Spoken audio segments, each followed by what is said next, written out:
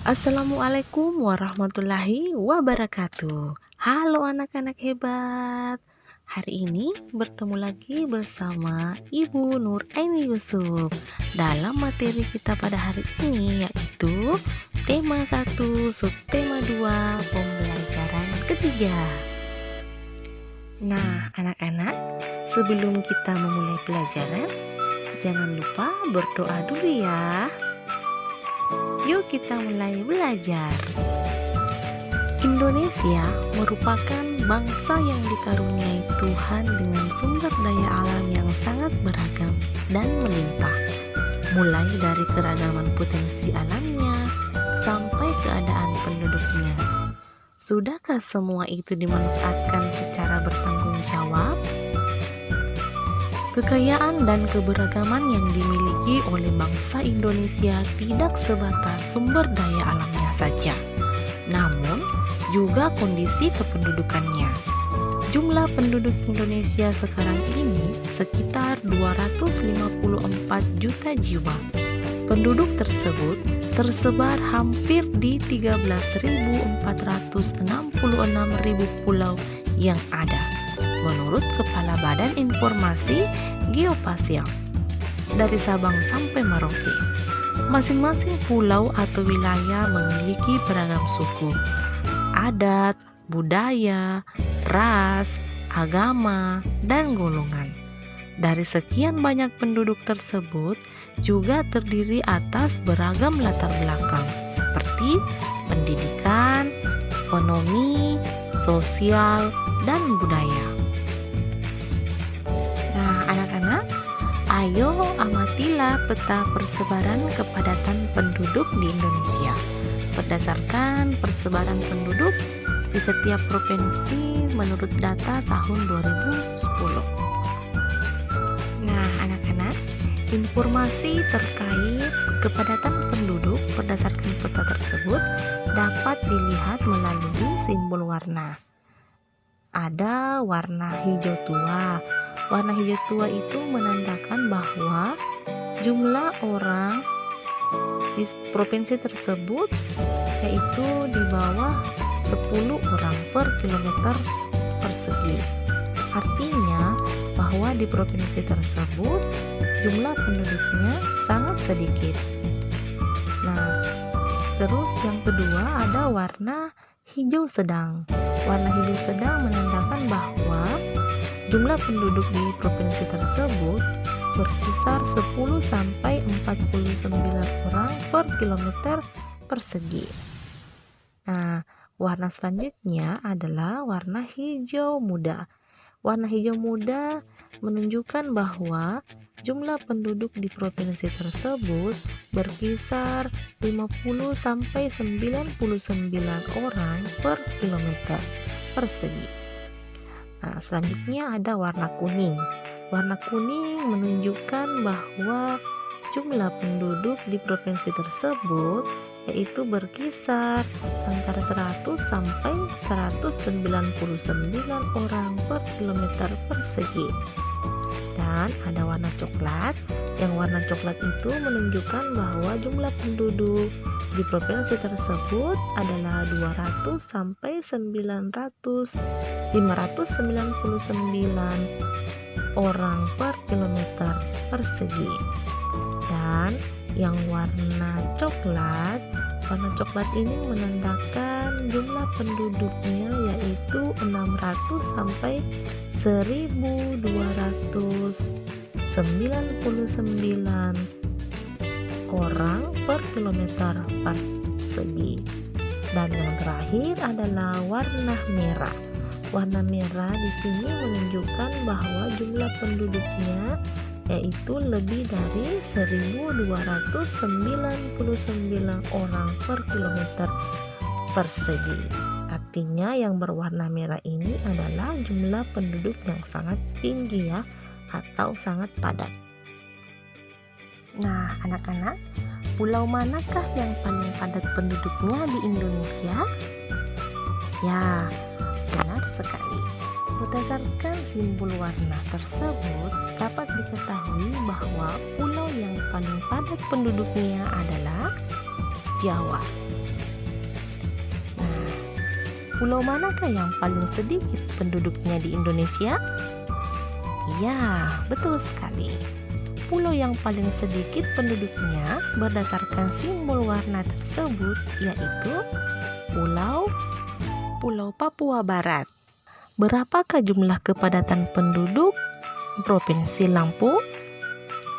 Iya, Provinsi Lampung dapat diketahui berdasarkan simbol warna tersebut yaitu warna coklat muda. Provinsi Lampung itu jumlah penduduknya berkisar 200 sampai 599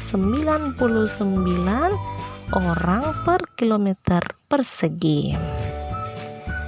Berapakah jumlah kepadatan penduduk Provinsi Papua Barat? Ya, Provinsi Papua Barat jumlah penduduknya adalah kurang dari 10 orang per kilometer persegi. Nah, pertanyaan selanjutnya, berapakah jumlah kepadatan penduduk provinsi tempat tinggalmu? Nah, anak-anak, silakan anak-anak melihat jumlah kepadatan penduduk masing-masing di provinsi tempat tinggalnya berdasarkan simbol warna yang terdapat pada peta tersebut. Nah, anak-anak, amatilah peta persebaran suku-suku bangsa yang ada di Indonesia. Wilayah Indonesia yang sangat luas dan berupa kepulauan telah mengakibatkan keberagaman penduduknya. Salah satunya adalah keberagaman suku. Kita dapat mengamati dan memahami persebaran suku-suku bangsa di Indonesia melalui peta tersebut. Seperti Pulau Sumatera, suku yang mendiami Pulau Sumatera adalah suku Nias, suku Aceh, suku Batak, dan suku Minangkabau.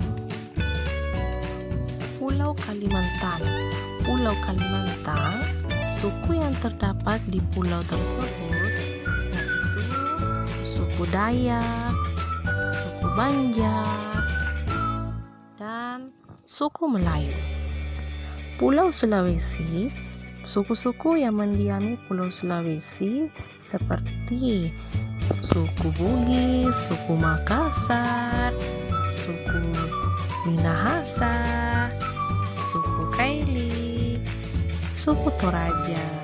Pulau Jawa, suku-suku yang mendiami di pulau tersebut yaitu suku Banten, suku Sunda, suku Betawi.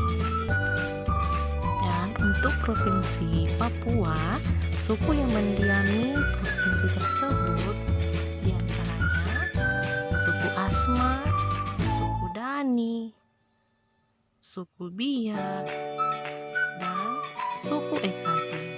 Nah, anak-anak, Indonesia merupakan bangsa yang besar yang memiliki beragam suku dan budaya. Nah, anak-anak, selain keberagaman suku bangsa, Indonesia juga dianugerahi keberagaman agama. Saat ini ada 6 agama yang diakui oleh pemerintah untuk dianut oleh masyarakat, yakni agama Islam, Kristen, Katolik, Buddha, Hindu, dan Konghucu. Adapun Islam menjadi agama dengan jumlah pemeluk terbesar di Indonesia. Nah, anak-anak, berdasarkan simbol warna, kita dapat mengetahui persebaran agama di setiap provinsi. Seperti agama Islam. Agama Islam menjadi agama dengan jumlah pemeluk terbesar di Indonesia karena hampir di setiap penduduk di wilayah Indonesia menganut agama Islam. Dan untuk agama Kristen, berdasarkan peta tersebut dapat dilihat bahwa daerah yang penduduknya mayoritas beragama Kristen adalah daerah Papua. Tersebut dapat dilihat bahwa daerah yang penduduknya memeluk agama Hindu adalah daerah Bali. Itu dapat dilihat dengan simbol yang berwarna ungu. Nah, anak-anak, selanjutnya kita akan belajar menentukan ide pokok paragraf. Nah, untuk kali ini, anak-anak, silakan perhatikan wacana yang terdapat pada buku paketnya halaman 82. Nah, berdasarkan wacana tersebut, di sini dapat disimpulkan ide pokok dari masing-masing paragraf tersebut. Yang pertama, paragraf 1 itu ide pokoknya adalah kerukunan umat beragama merupakan bentuk hubungan antar manusia yang damai berkat adanya toleransi beragama. Yang kedua, kerukunan umat beragama sangat penting bagi bangsa Indonesia. Yang ketiga, program Tri Kerukunan Umat Beragama. Paragraf keempat, ide pokoknya adalah tujuan Tri Kerukunan Umat Beragama.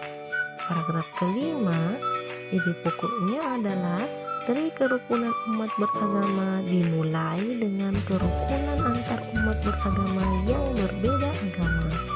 Yang keenam, ide pokok keenam adalah Tri Kerukunan Umat Beragama yang kedua, yaitu kerukunan antar umat beragama yang berbeda agama. Dan paragraf ketujuh, ide pokoknya adalah Tri Kerukunan Umat Beragama yang ketiga, yaitu kerukunan antar umat beragama dengan pemerintah.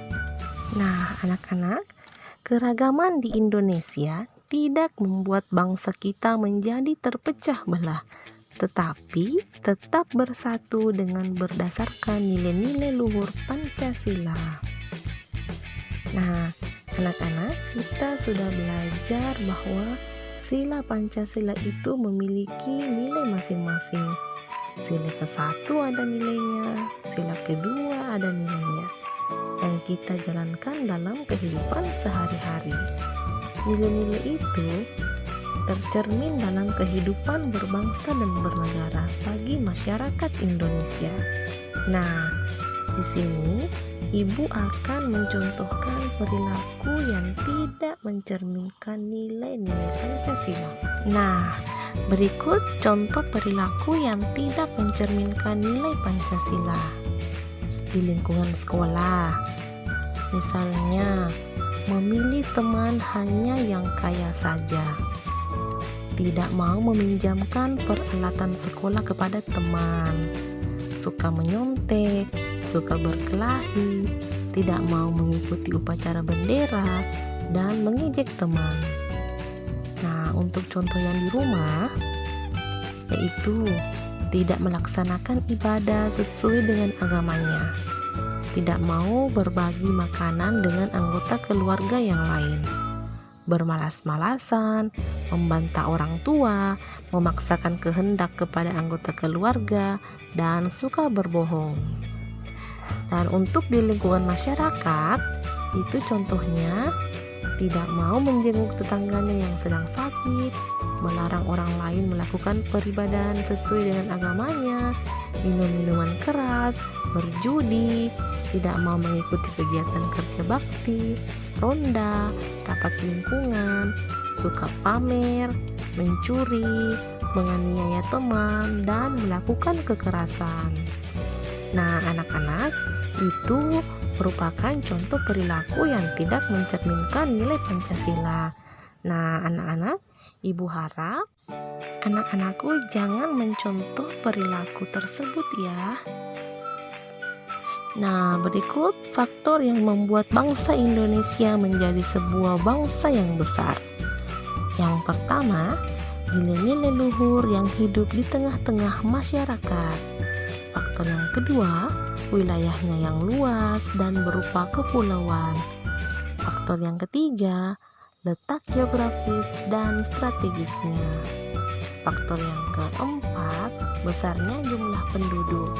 Dan faktor yang kelima, beragamnya suku, agama, ras, dan golongan. Nah, Anak-anak, pembelajaran kita untuk hari ini sampai di sini dulu ya. Sampai jumpa di pembelajaran berikutnya. Sekian. Assalamualaikum warahmatullahi wabarakatuh.